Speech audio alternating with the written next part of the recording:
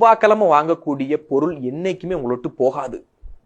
ஆனா செவ்வாய்க்கிழமை யாருமே வாங்க மாட்டோம், வெறுமனை போயிருந்தான்னு சொல்லுவாங்க. இது ஒரு மித்து. செவ்வாய்க்கிழமை டாக்குமெண்ட் பதிய மாட்டாங்க, வண்டி வாங்க மாட்டாங்க, கல்யாணம் பண்ண மாட்டாங்க. நோட் பண்ணுங்க, செவ்வாய்க்கிழமை எந்த காரியமும் செய்ய மாட்டாங்க. அன்னைக்கு செஞ்சா அவன் ஜெயிச்சிருவான். அதை மாத்தி வச்சிருக்கிறது நீங்க கலியுகம். நல்லா புரிஞ்சுக்கணும். முருகனை கும்பிடும் அனைவர்களுமே மேசராசி, விருச்சக ராசி, தனுசு ராசி மற்றும் மீன ராசி, இவங்க எல்லாம் முருகனுடைய ஸ்ட்ராங்கான நேரடி இறை அனுகிரகம் பெற்றவர்கள். நான் சொன்ன இந்த ராசிகள்லாம் இவங்க எல்லாம் முருகன் வழிபாடு பண்ணா அழிக்க முடியாத எல்லா தத்துவங்களும் முருகன் தந்தையே தீர்வான். குழந்தை வரமா இருக்கட்டும், எல்லா விஷயங்களும் அவர் கிடைக்கும்.